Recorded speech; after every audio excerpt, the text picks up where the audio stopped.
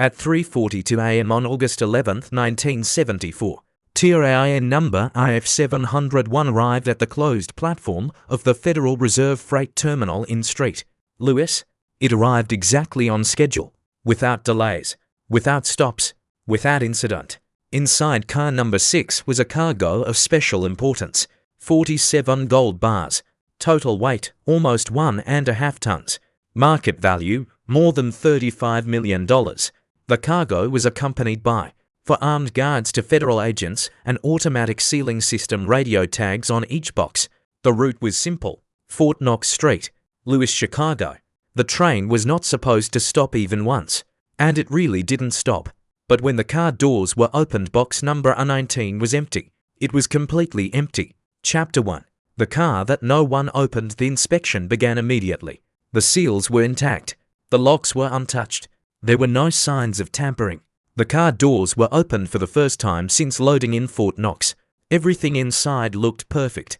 The other boxes were in place. The radio tags were active.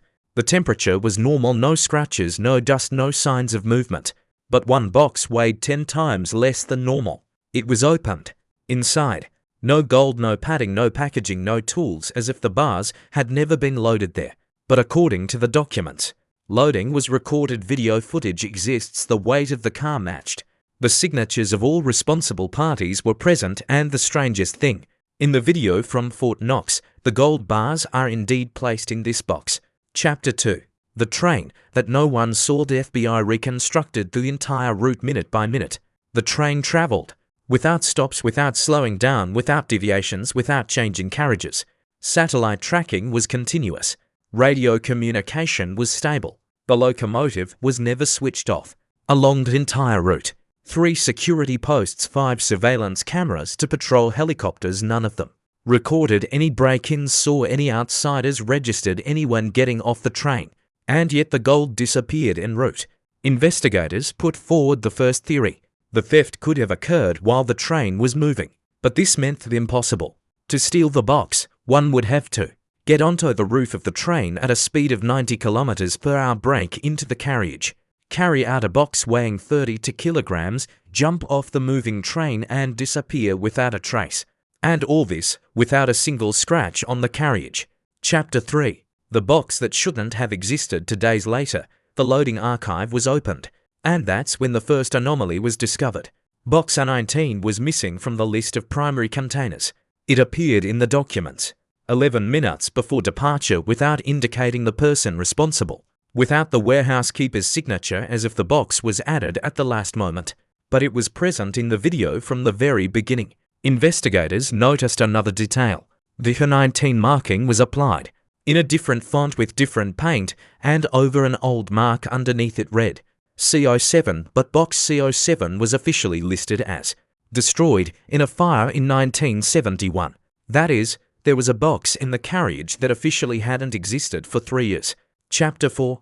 The man who didn't guard but observed suspicion immediately fell on one of the security agents. Thomas Blake, Federal Transportation Inspector. He wasn't an ordinary security guard.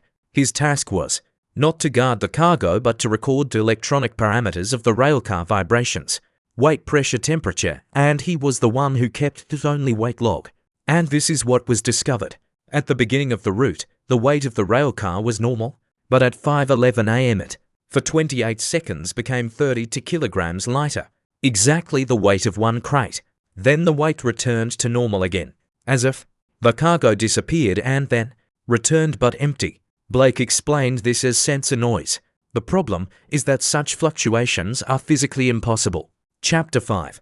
The gold that surfaced 5 years later in 1979. 5 years later, a private lot appeared at an auction in New York. A gold bar with serial number FN43817. One of the missing ones.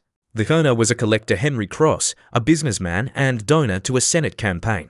He claimed that he bought it in Switzerland from a private dealer without documents, but the expert examination showed the bar retained microscopic traces of railcar shavings from that very train, RF701. That is, the gold left the train directly. Cross was interrogated, and this is what he said: "I received it from a man who never boarded the train." Chapter 6. The scheme that was understood too late in 1981. An independent engineer offered an unexpected hypothesis. He suggested Crate A19 was a double container. Inside it contained a real box with gold bars and a hidden lower section during transit. Through a technical hatch under the carriage temporarily opened from the inside, the lower section was lowered on a cable, the gold was extracted, and the empty section was returned back. Everything happened without opening the doors, without stopping, without changing the external weight, and without leaving any traces. Only the transport inspector had access to this hatch. Thomas Blake disappeared a month before the report was published. Officially, he went to Canada, but neither an entry record, nor a passport, nor bank records were ever found. The last ingot in 1993, almost 20 years later. Another ingot was discovered in a private museum in Texas. It was engraved with the inscription IF 701, 511, exactly the time when the train's weight changed. The ingot was handed over to the state, and along with it, a note. The train never lost its cargo. It simply temporarily gave it away. Today, it is officially considered that 46 ingots have still not been found. The route is considered clean. The culprits have not been identified, and carriage No. 6 is still stored in a closed hangar at Fort Knox. And every few years it is weighed again, just in case the gold suddenly returns.